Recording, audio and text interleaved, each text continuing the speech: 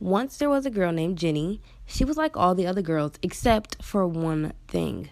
She always wore a green ribbon around her neck. There was a boy named Alfred in her class. Alfred liked Jenny, and Jenny liked Alfred. One day he asked her, "Why do you wear that ribbon all the time?" "I cannot tell you," said Jenny. But Alfred kept asking, "Why do you wear it?"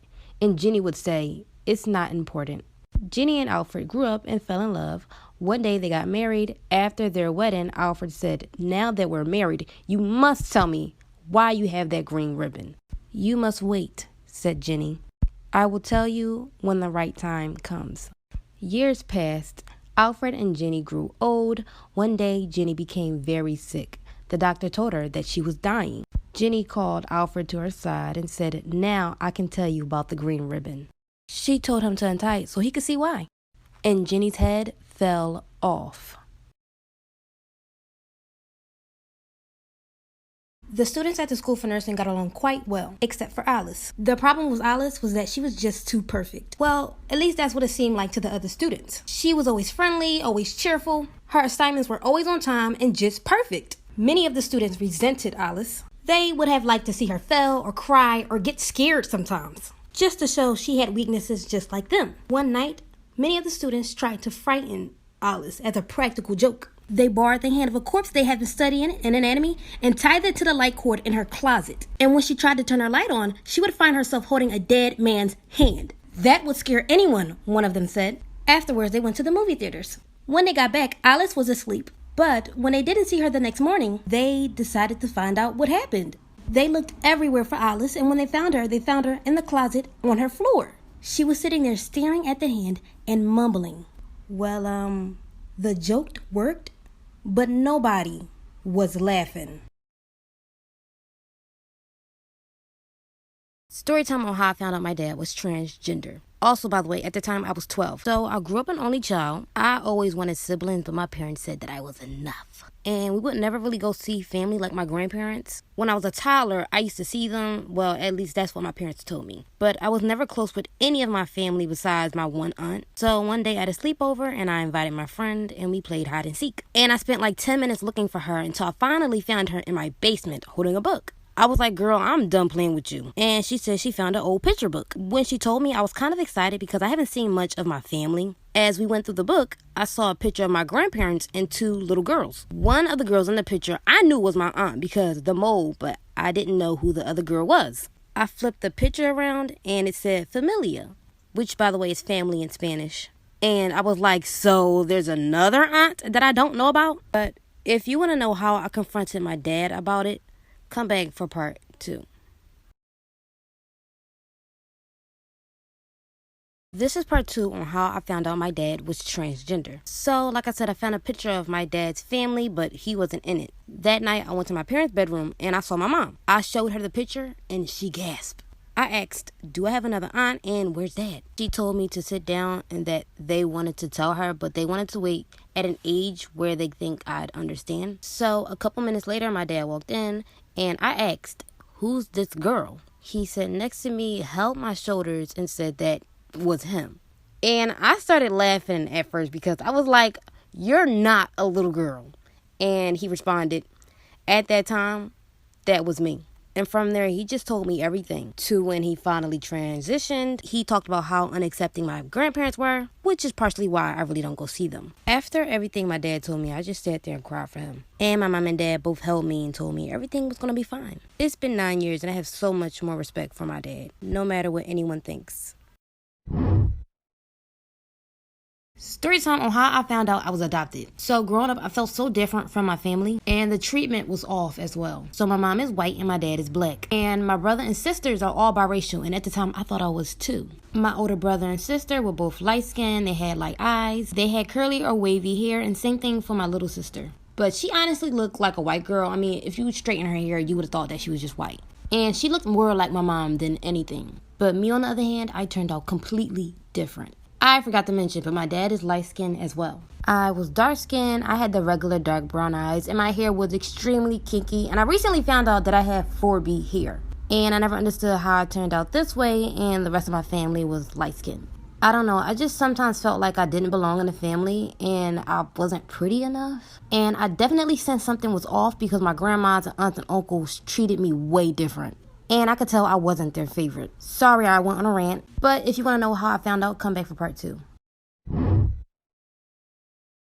This is part 2 on how I found out I was adopted. So, like I said earlier, I look completely different from my family. Mom's white, dad is black. Anyway, so the day I found out. So, one time in class, we were doing Punnett squares. And at the time, I was in 8th grade. We did Punnett squares with our parents, height, hair, skin, eyes, everything. But my Punnett squares weren't adding up. Like, I didn't get the traits that I'm supposed to have. So, that day after school, I showed my mom the Punnett squares. And my mom said that they weren't accurate and that the Punnett squares aren't a real thing. So I just went on with life again, just thinking that it was fake and that the Punnett square theory was wrong. Then a week later, I went back to school and showed my friends, and I told them, and they said that the Punnett squares were accurate. Then one of them laughed and said, "You must be adopted or something."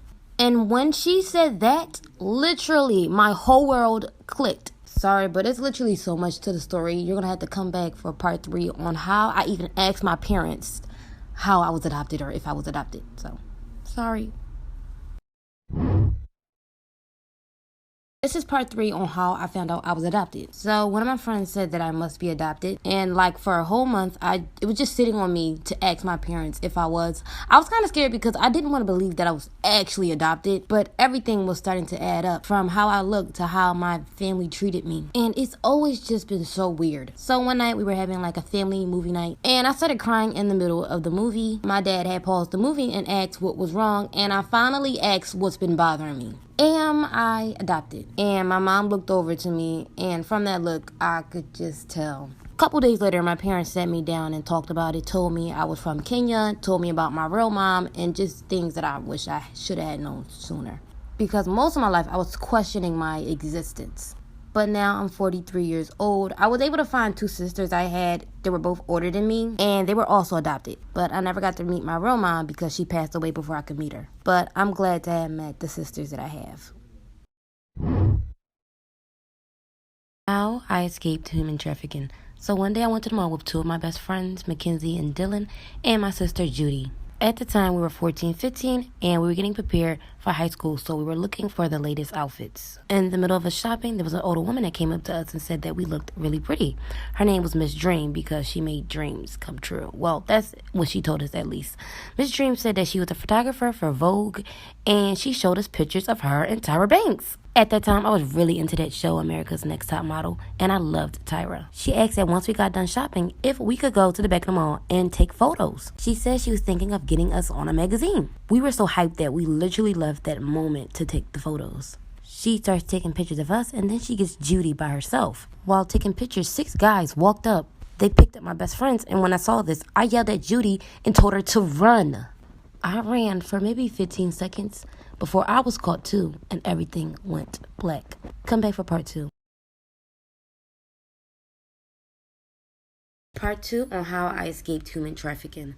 So there were 6 guys that walked up to us and they picked up my 2 best friends. Both me and my sister tried to run, but before I tried to get away, everything turned black. When I woke up, I don't know how much time went by, but I think we were all like on a pickup truck. My friends and Judy were all asleep, and there were a few other girls piled up on each other. I got up and tried to wake them up. Judy woke up and asked where we were, and I told her I didn't know.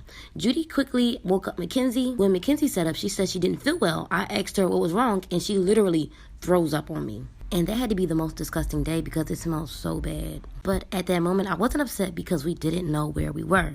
When Judy tried to wake up Dylan, she wouldn't get up. Judy shook her probably 50 times, and she wouldn't wake up. Then she looks at me, bends down, and said that she's not breathing. And I tell her, no, she's okay. She's right there. Judy starts crying and says, no, she's not breathing. After this, it gets really gruesome. I'm letting you guys know that so you can swipe up before the next part. Come back for part 3. Storytime on how I hid my pregnancy for 7 months. So I was with this guy, and we're going to call him Jaden. He was a senior, and I was a sophomore. We were talking, got into a relationship, and we did the deal. We definitely weren't careful. The summer before I got into my junior year, I got really sick, throwing up every day, and my body just felt weird. So I just felt like maybe I should take a pregnancy test, and I did. It came up pregnant, then 2 weeks later, I finally gained the courage to finally tell Jaden. And he was so mad and said that he can't ever take care of a child because he's going to college and I had to finish high school. I kind of felt bad because he wasn't a little more sensitive, but he made it seem like it was all my fault that I got pregnant. So he told his older brother about it, and he gave him $500 to give to me to get an abortion. When he gave me the money, I kind of felt irritated that he didn't even want to go with me to get the abortion. So instead, I took the money, bought new clothes, got my hair done, and nails done. And you won't believe what I did to cover this all up. Come back for part 2.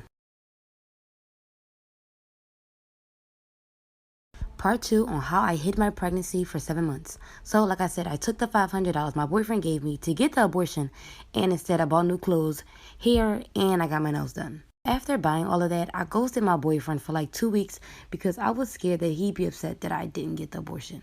Then randomly I get a knock on my door, and it's my boyfriend. He popped up at my door. He was mad at me, questioning why I haven't been talking to him, and wondering if I was giving my attention to another man.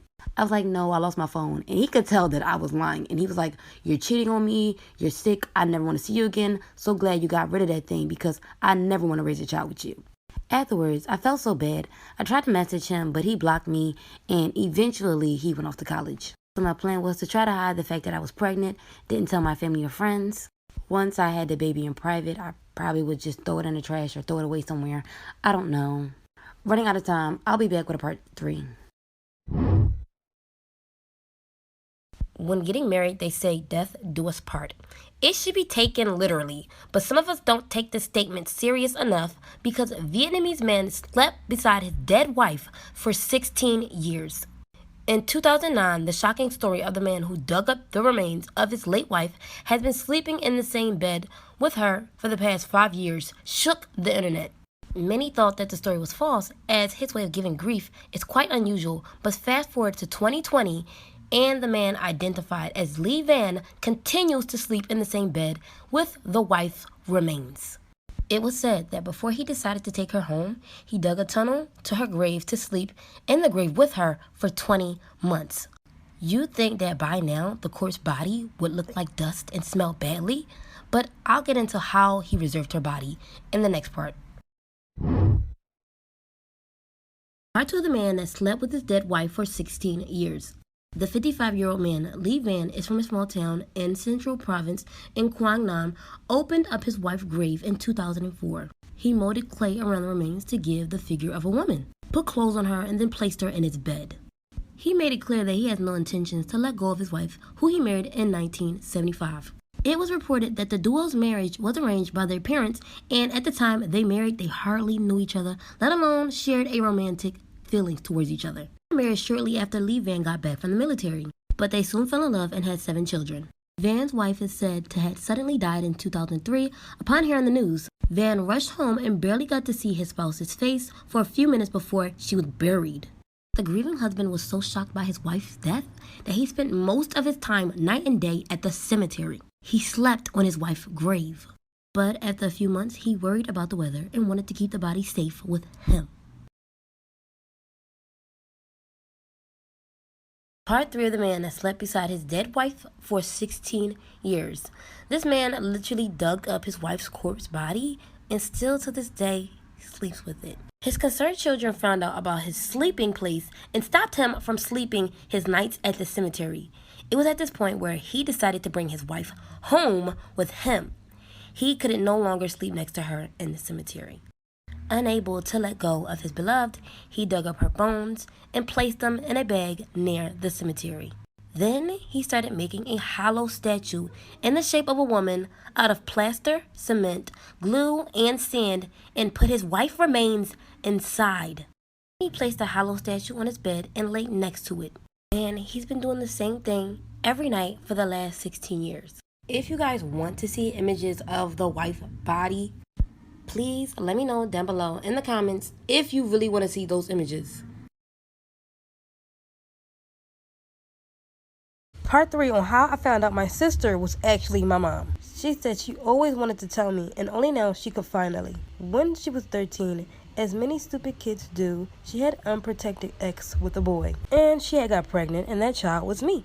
At the time, her parents wanted to give her baby up for adoption, but she was unshakable and wanted to keep her child. she completely refused to give me away. They eventually agreed to keep me and would raise me in their household, but with their parents as the guardians, and I would grow up thinking that they were my real parents. Apparently, some of my older siblings also knew, but they never mentioned it. In fact, they're actually my aunts and uncles. My mother made Hannah swear that she would never tell me, and that she could only tell me only after some time after her death. She said she wanted to die as a mother, not a grandmother. Hannah said all my life she wanted to tell me, but swore not to, and she was glad that she was able to tell me the truth. But if you want to know how I reacted to the whole situation, part 4 coming up. Part 2 on how I found out my sister was actually my mom. When my father passed away, it was probably the worst part of my life. I was 8 years old. I did not take it well at all. I cried for weeks and I went crazy. I threw fits at people. I know my siblings were all going through this just as bad as I was, but I made it all about me. I didn't even consider them or what they had been going through the whole time. And recently, the same thing happened to my mom. It hit me just as hard, if not harder. She'd been sick for a long time and slowly getting worse. I wasn't ready for it at all. It was after this Hannah told me the truth. She sat me down and braced me that what she was about to tell me, I would be shocked. She knew that we all were still recovering from my mother's passing, but a few weeks had passed and she felt like it was enough time to wait before actually coming out with the truth. Sorry, I can't do 3-minute long videos, but come back for part 3 if you want to know exactly how she explained that she was my mom.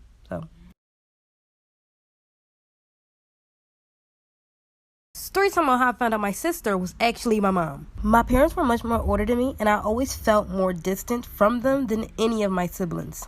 I'm 17 years old. I grew with a big family. I have 5 siblings. My sister is 30, brother 29, another brother that's 29, and both of my sisters are 24 and 22. I always realized there was a big gap between me and the rest of them. I always figured that maybe I was an accident or unplanned.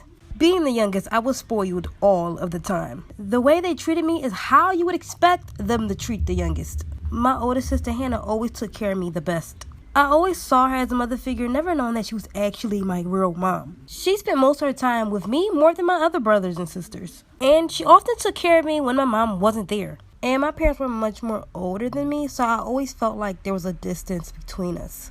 I ended up finding out Hannah was my mom after both of my parents passed away. If you want to know exactly how I found out, please come back for part